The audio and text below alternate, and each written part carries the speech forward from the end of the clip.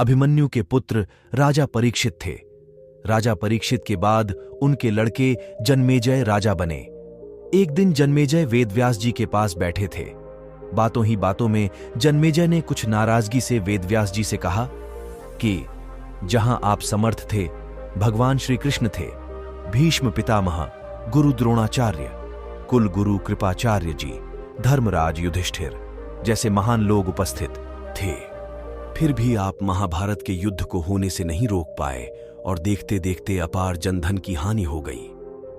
यदि मैं उस समय रहा होता तो अपने पुरुषार्थ से इस विनाश को होने से बचा लेता। अहंकार से भरे जन्मेजय के शब्द सुनकर भी व्यास जी शांत रहे। उन्होंने कहा, पुत्र, अपने पूर्वजों की क्षमता पर शंका न करो। यह विधि द्वारा निश्चित था, जो बदला नहीं जा सकता था। यदि ऐसा हो सकता तो श्री कृष्ण में ही इतनी सामर्थ्य थी कि वे युद्ध को रोक सकते थे। जन्मेजय अपनी बात पर अड़ा रहा और बोला, मैं इस सिद्धांत को नहीं मानता। आप तो भविष्यवक्ता हैं, मेरे जीवन की होने वाली किसी होनी को बताइए, मैं उसे रोककर प्रमाणित कर दूंगा कि विधि का विधान निश्चित नहीं होता।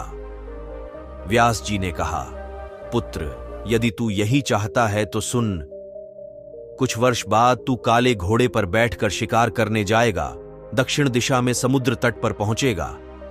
वहां तुम्हें एक सुंदर स्त्री मिलेगी जिसे तू महलों में लाएगा और उससे विवाह करेगा। मैं तुमको मना करूंगा कि यह सब मत करना, लेकिन फिर भी तुम यह सब करोगे। इसके बाद उस लड़की के कहने पर तू एक यज्ञ करेगा। मैं तुमको आज ही चेता कर रहा हूं कि उस यज्ञ को तुम वृद्ध ब्राह्मणों से कराना, लेकिन वह यज्ञ तुम युवा ब्राह्मणों से कराओगे। और जन्मेजय ने हंसते हुए व्यास जी की बात काटते हुए कहा कि मैं आज के बाद काले घोड़े पर ही नहीं बैठूंगा, तो ये सब घटनाएं घटित ही नहीं होगी। व्यास जी ने कहा कि ये सब होगा, और अभी आगे की सुन। उस यज्ञ में एक ऐसी घटना घटित होगी कि तुम उस रानी के कहने पर उन युवा ब्राह्मणों को प्राण दंड दोगे, जिससे तुझे ब्रह्म हत्या का पाप लगेगा और तुझे कुष्ठ रोग होगा, और वही तेरी मृत्यु का कारण बनेगा। इस घटनाक्रम को रोक सको तो रोक लो। वेदव्यास जी की बात सुनकर जन्मेजय ने एहतिया वश शिकार पर जाना ही छोड़ दिया।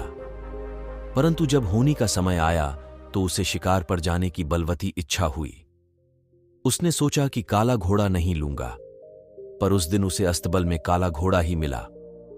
तब उसने सोचा कि मैं दक्षिण दिशा में नहीं जाऊंगा, परंतु घोड़ा अनियंत्रित होकर दक्षिण दिशा की ओर गया और समुद्र तट पर पहुंचा। वहां पर उसने एक सुंदर स्त्री को देखा और उस पर मोहित हुआ। जन्मेजय ने सोचा कि इसे लेकर महल में तो जाऊंगा, लेकिन शादी नहीं करूंगा। परंतु उसे महलों में लाने के बाद उसके प्यार में पड़कर उससे विवाह भी कर लिया। फिर रानी के कहने से जन्मेजय द्वारा यज्ञ भी किया गया। उस यज्ञ में युवा ब्राह्मण ही रखे गए। किसी बात पर युवा ब्राह्मण रानी पर हंसने लगे। रानी क्रोधित हो गई और रानी के कहने पर राजा जन्मेजय ने उन्हें प्राण दंड की सजा दे दी। फलस्वरूप उसे कोढ़ हो गया। अब जन्मेजय घबरा गया और तुरंत व्यास जी के पास पहुंचा और उनसे जीवन बचाने के लिए प्रार्थना करने लगा। वेद व्यास जी ने कहा कि एक अंतिम अवसर तेरे प्राण बचाने का और देता हूं। मैं तुझे महाभारत में हुई घटना का श्रवण कराऊंगा, जिसे तुझे श्रद्धा एवं विश्वास के साथ सुनना है। इससे तेरा कोढ़ मिटता जाएगा। परंतु यदि किसी भी प्रसंग पर तूने अविश्वास किया तो मैं महाभारत का प्रसंग रोक दूंगा और फिर मैं भी तेरा जीवन नहीं बचा पाऊंगा। याद रखना, अब तेरे पास यह अंतिम अवसर है। अब तक जन्मेजय को व्यास जी की बातों पर पूरा विश्वास हो चुका था, इसलिए वह पूरी श्रद्धा और विश्वास से कथा श्रवण करने लगा। व्यास जी ने कथा आरंभ करी और जब भीम के बल के वे प्रसंग सुनाए, जिसमें भीम ने हाथियों को सूंडों से पकड़कर उन्हें अंतरिक्ष में उछाला, वे हाथी आज भी अंतरिक्ष में घूम रहे हैं। तब जन्मेजय अपने आप को रोक नहीं पाया और बोल उठा कि यह कैसे संभव हो सकता है, मैं नहीं मानता।